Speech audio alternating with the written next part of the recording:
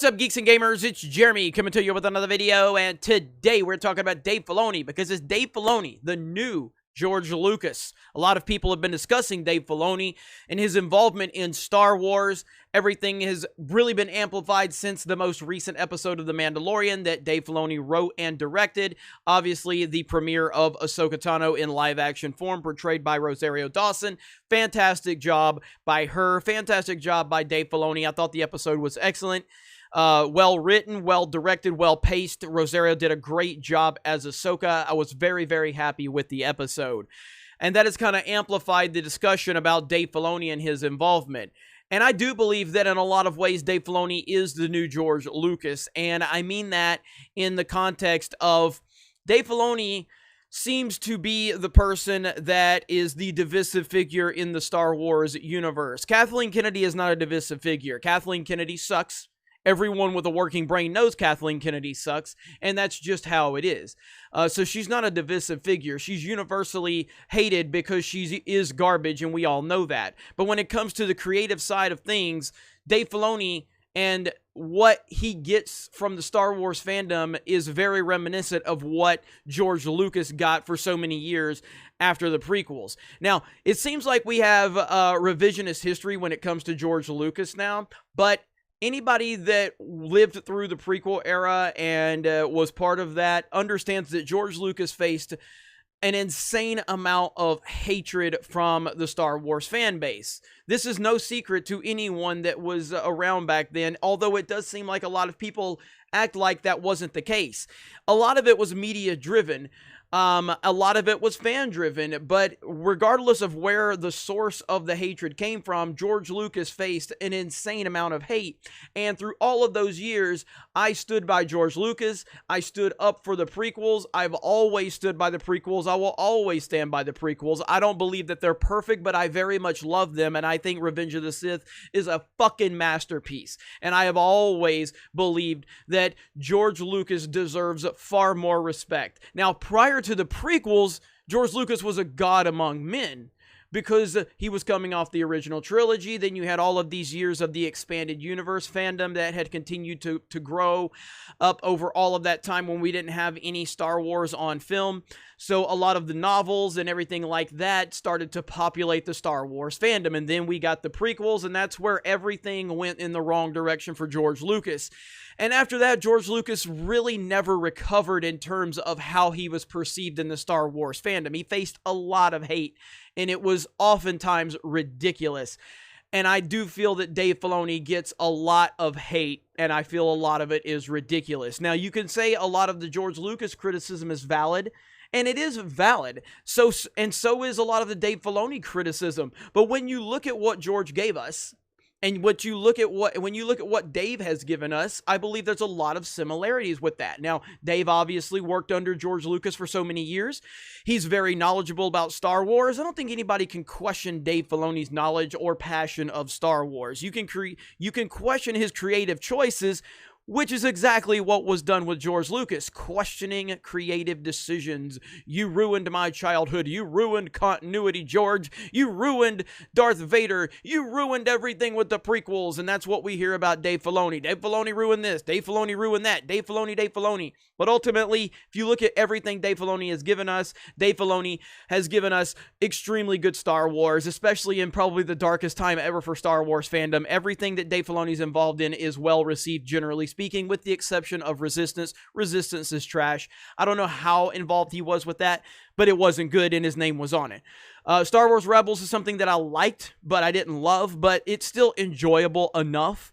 Clone Wars Season 7, fantastic, especially those final 4 episodes. I did have some issues with the middle part of that season, but overall, you know, they were really good, and overall, the season was good, but those final 4 episodes was fantastic. And then here we are with The Mandalorian and his involvement with Jon Favreau, and it just seems like Dave Filoni is that divisive figure within the Star Wars fandom, and that is just how it's going to be. I said this on a live stream the other day while we were playing Call of Duty Black Ops, and I talked about how Call of Duty and Star Wars have this one thing in common where the properties are so big now, and there's so many fans invested in it, you're never going to create something that's universally accepted, I don't think, because we see this with Call of Duty Modern Warfare 1 and 2 back in the day. Black Ops, that was kind of the peak for, you know, the Call of Duty fan base. World at War was very well received too, if I'm not mistaken. But outside of that, every Call of Duty game has been extremely divisive, extremely divisive. And if you look back at last year, 2019's Modern Warfare is the best-selling Call of Duty of all time. Now, a lot of that has to do with Warzone, but it's neither here nor there. It's still the best-selling Call of Duty ever. But people still hated it. A lot of people still hate it. And now here we are with Cold War, and I love Cold War. People hate it. They hate it. And I'm not saying they're wrong. I'm just saying that the Call of Duty community and the fan base will never be pleased universally. You're just going to please sections of them from time to time. And for the record, I haven't liked the Call of Duty since Black Ops 2. So that just kind of goes to show you, like, I didn't like any of those games. Josiah and I the other day were arguing about Black Ops 3. I hate Black Ops 3, and he loves it. That's just how it is. And Star Wars is 10 times as complicated as Call of Duty. You have the original trilogy fan base. You have the expanded universe fan base. You have the prequel fan base, which kind of bleeds into the Clone Wars element.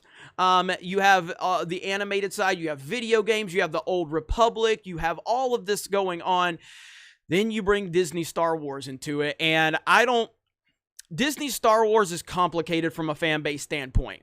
I will acknowledge, listen, I love to piss off SJWs. I love to upset them. I love to generalize them because they generalize everyone else. I love to piss these people off. I understand. I understand that there are genuine fans of Disney Star Wars. I do, and I respect them. I respect you if you're a genuine fan of Disney Star Wars. There are people out there that like these movies. There is nothing wrong with liking these movies. But if you are someone, which seems to be the majority of the sequel trilogy fan base, if you're someone that has told anybody else that they are racist and sexist because they don't like these movies, because they think Rey is a shitty character, because they think Rose Tico is a shitty character, you don't deserve respect. I don't respect you. The only thing you're good for is to monetize your stupidity, and that's what I do with those weirdos. I don't respect your opinions. I don't think your opinion is valid, and I don't recognize your opinion. But there is a fan base of Disney Star Wars that's out there, and that has to be acknowledged in this greater discussion. So again, we've got prequels, we've got expanded universe, we've got original trilogy, we've got Disney Star Wars, video games. We got a lot of moving parts to Star Wars fandom. So the idea that someone's going to create something in Star Wars that's going to be universally accepted is pretty much impossible. It just is. And Dave Filoni is a person that continues to create Star Wars that is generally well received, but there is a portion of the fan base that hates him. I am not saying they are wrong. I'm just saying that I am a fan of Dave Filoni, and I don't agree with what they are saying. They have the right to feel that way, but some of the criticisms against Dave Filoni to me are absolutely ridiculous. I continue to hear this nonsensical argument about Dave Filoni didn't respect George's wishes, and George wanted Ahsoka to die, and Dave Filoni didn't respect his wishes. And it's like, do you understand how a conversation goes during the creative process? Like to sit there and just to sit there and describe Dave Filoni as defying George Lucas's wishes. What? It's all how you want to formulate an argument. And when I hear people formulate that argument to try to paint Dave Filoni as the defier of George Lucas, it just shows me that these are bad faith arguments. You know, Christopher Nolan has all the power at DC, or at least he did. Okay? Zack Snyder, and you can look this up. Zack Snyder and David Goyer had to go to Christopher Nolan to get Christopher Nolan to approve that they can kill Zod at the end of Man of Steel. They had to convince Nolan, and Nolan was 100% against this idea. And Zack Snyder and Goyer tried very, very hard to finally convince him. And eventually Zack Snyder did convince him. And are we supposed to say Zack Snyder defied Christopher Nolan? No. Zack Snyder believed in his vision. He was passionate enough about his vision, and he was willing to fight for that. The same can be said about Dave Filoni and Ahsoka. Dave Filoni's too tied to Ahsoka. Don't we wish all creators cared about their characters in the way Dave Filoni cares about Ahsoka? Don't we wish all of these creators had the passion and the protective nature over their characters and the continuity and the way that the character is portrayed, as Dave Filoni does about Ahsoka. Isn't that what we're always asking for, is to respect these characters? And Dave Filoni respects these characters, and that's a negative?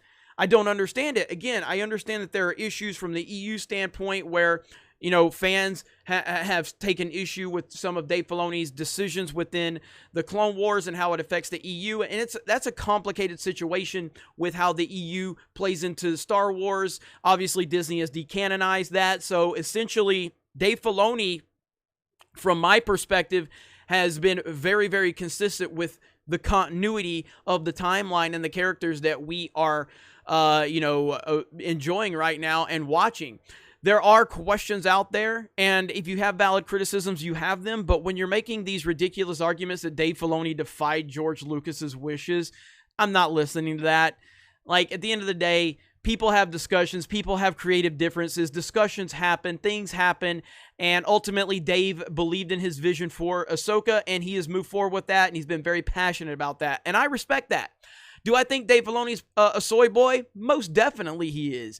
Do I believe that he would pander to Kathleen Kennedy's wishes if she wants to push identity politics into Star Wars? Absolutely I do. So while I appreciate Dave and I respect him from what he has done, I don't have faith that he will stand above Kathleen Kennedy's nonsense moving forward. But as it stands right now, with how Dave Filoni is treated within Star Wars, it's very reminiscent of what George Lucas had to deal with and the criticisms that went against George Lucas all of those years. And I stood by George Lucas, and I will stand by Dave Filoni. We'll see what happens moving forward. I'm happier to have a discussion like this that reminds me of the prequel arguments that I had. I'm far more interested in having those discussions than I am these ridiculous discussions with social justice weirdos about identity politics and representation bullshit into Star Wars, which has never been a problem before. But once you start interjecting the social justice aspect, it becomes nonsense, and that's when I lose all interest whatsoever. So I believe that we are showing some signs of hope within the Star Wars fandom and the Star Wars universe, but we are nowhere near a good place yet. We got a long way to go, and we're going to continue to monitor it one day at a time, one episode at a time by The Mandalorian, and we'll see where it ends up. But I like Dave Filoni. I stand by Dave Filoni, and I believe that a lot of the things that he faces are very similar to what George Lucas dealt with all of those years ago during the prequels and leading him into the point where he finally sold Disney Star Wars. You guys let me know your thoughts in the comments below. Have a great day. Thank you very much for checking out this video. Solo lost money. Reylos are weird. I like Dave Filoni, and we will talk to you later.